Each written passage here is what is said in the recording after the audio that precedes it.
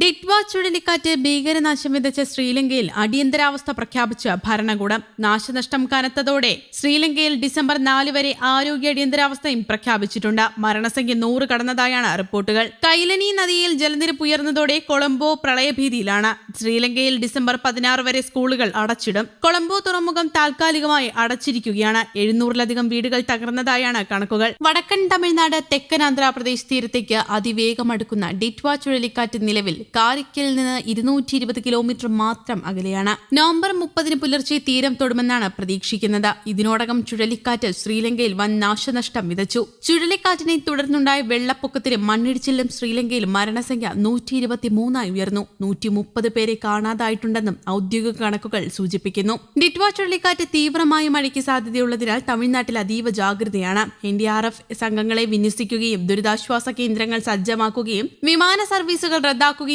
ചെയ്തിട്ടുണ്ട്. കനത്ത മഴയും ചുഴലിക്കാറ്റും മൂലം ശ്രീലങ്കയിൽ വെള്ളപ്പൊക്കവും മണ്ണിടിച്ചിലും ഉണ്ടായി. വെള്ളപ്പൊക്കത്തിലും മണ്ണിടിച്ചിലും ശ്രീലങ്കയിൽ മരണം 123 ആയി. 130 പേരെ കാണാതായിട്ടുണ്ടെന്നും ഔദ്യോഗിക കണക്കുകൾ സൂചിപ്പിക്കുന്നു. ചുഴലിക്കാറ്റ് 3,73,000-ലധികം ആളുകളെയാണ് ബാധിച്ചത്. ദുരന്ത നിവാരണ കേന്ദ്രം നൽകുന്ന ഏറ്റവും പുതിയ കണക്കുകൾ പ്രകാരം 43,000-ലധികം ആളുകളെ സുരക്ഷിത സ്ഥാനങ്ങളിലേക്ക് മാറ്റിപ്പാർപ്പിക്കേണ്ടി വന്നു. ചുഴലിക്കാറ്റിനെ തുടർന്ന് കനത്ത മഴയും ശക്തമായ കാറ്റും ശ്രീലങ്കയുടെ പല ഭാഗങ്ങളിലും വ്യാപകമായ നാശനഷ്ടങ്ങളാണ് ഉണ്ടാക്കിയിട്ടുള്ളത്. രക്ഷാപ്രവർത്തനങ്ങൾ ഇപ്പോഴും തുടരുന്നു. കാണാതായവർക്കായുള്ള തിരച്ചിൽ ദുരന്ത നിവാരണ ഏജൻസികൾ ഊർജിതമാക്കിയിട്ടുണ്ട്. മറ്റാലെ, പുലന്നറുവ, കരുണഗല, യൂവ പ്രവിശ്യകളെ തമ്മിൽ ബന്ധിപ്പിക്കുന്ന മൊറഗഹഗന്ത മെയിൻ ബ്രിഡ്ജ്, ഏലഹരി ബ്രിഡ്ജ്, കുമാര എല ബ്രിഡ്ജ് എന്നീ 3 പ്രധാന പാലങ്ങൾ ഒലിച്ചുപോയി. ഗതാഗത ബന്ധം തകർന്ന നിരവധി പ്രദേശങ്ങൾ ഒറ്റപ്പെട്ടു. കൊളംബോയ്ക്കും സമീപ പ്രദേശങ്ങൾക്കും ഗുരുതരമായ ഭീഷണി ഉയർത്തിക്കൊണ്ട് കൈലാനി നദി ചരിത്രപരമായി ഉയർന്ന വെള്ളപ്പൊക്ക നിലയിലേക്ക് അടുക്കുകയാണെന്ന് ജലസേചന വകുപ്പ് മുന്നറിയിപ്പ് നൽകി. ദുർബല പ്രദേശങ്ങളിലെ താമസക്കാർ അവശ്യ വസ്തുക്കൾ, വിദ്യാഭ്യാസ സർട്ടിഫിക്കറ്റുകൾ, വാഹനരേഖകൾ, വിലപിടിപ്പുള്ള വസ്തുക്കൾ എന്നിവ സുരക്ഷിതമാക്കിയ ശേഷം സുരക്ഷിത സ്ഥാപനങ്ങളിലേക്ക് മാറണമെന്ന് അധികൃതർ അറിയിച്ചു.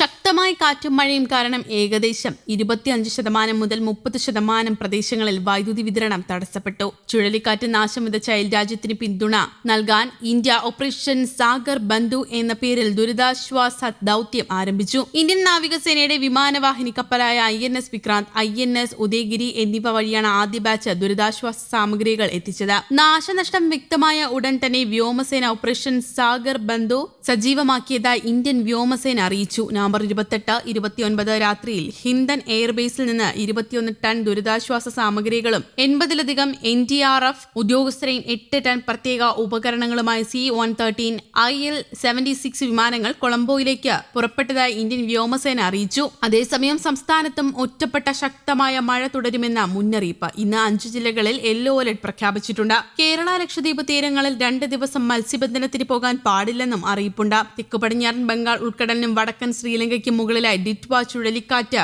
സ്ഥിതി ചെയ്യുന്നത് കേരളത്തിലും ആശങ്കയുണ്ടാക്കുന്നു. വടക്ക് പടിഞ്ഞാറ് ദിശയിൽ സഞ്ചരിച്ച് നവംബർ 30 രാവിലെയോടെ വടക്കൻ തമിഴ്നാട്, പുതുച്ചേരി, തെക്കൻ ആന്ധ്രാപ്രദേശ് തീരത്ത് സമീപമുള്ള തെക്കു പടിഞ്ഞാറൻ ബംഗാൾ ഉൾക്കടലിൽ എത്തിച്ചേരാൻ സാധ്യതയുണ്ട്. ബംഗാൾ ഉൾക്കടലിൽ കൂടി വടക്ക് പടിഞ്ഞാറ് ദിശയിൽ ഡിറ്റ്വ ചുഴലിക്കാറ്റ് നീങ്ങുമ്പോൾ തമിഴ്നാട് തീരത്തിൽ നിന്ന് കുറഞ്ഞത് യഥാക്രമം ഇന്ന് അർദ്ധരാത്രിയുടെ 60 കിലോമീറ്റർ, നാളെ രാവിലെ 50 കിലോമീറ്റർ, വൈകുന്നേരം 20 കിലോമീറ്റർ അകലെയായിരിക്കാൻ സാധ്യതയുണ്ട്. അതിനാൽ കേരളത്തിൽ അടുത്ത 5 ദിവസം നേരിയിടത്തരം മഴയ്ക്ക് സാധ്യതയുണ്ട്. ഇന്ന് ഒറ്റപ്പെട്ട ശക്തമായ മഴയ്ക്ക് സാധ്യതയുണ്ട്. മണിക്കൂറിൽ 50 മുതൽ 60 കിലോമീറ്റർ വരെയും ചില അവസരങ്ങളിൽ 70 കിലോമീറ്റർ വരെയും വേഗതയിൽ ശക്തമായ കാറ്റ് നിലനിൽക്കുന്നു. നവംബർ 30 രാവിലെ വരെ മണിക്കൂറിൽ 70 മുതൽ 80 കിലോമീറ്റർ വരെയും ചില അവസരങ്ങളിൽ 90 കിലോമീറ്റർ വരെയും വേഗതയിൽ ശക്തി പ്രാപിക്കാൻ സാധ്യതയുണ്ട്. തുടർന്ന് കാറ്റിന്റെ വേഗത ക്രമേണ കുറഞ്ഞ് ഡിസംബർ 1 രാവിലെയോടെ കൂടി മണിക്കൂറിൽ 50 മുതൽ 60 കിലോമീറ്റർ വരെയും ചില അവസരങ്ങളിൽ 70 കിലോമീറ്റർ വരെയും ആകാൻ സാധ്യതയുണ്ട്. നിലവിൽ കടൽ പ്രക്ഷുബ്ധമായി തുടരുന്നു. ഡിസംബർ 1 വരെ തൽസ്ഥിതി തുടരാൻ സാധ്യതയുണ്ട്. തെക്കൻ തമിഴ്നാട് തീരത്ത് മണിക്കൂറിൽ 55 മുതൽ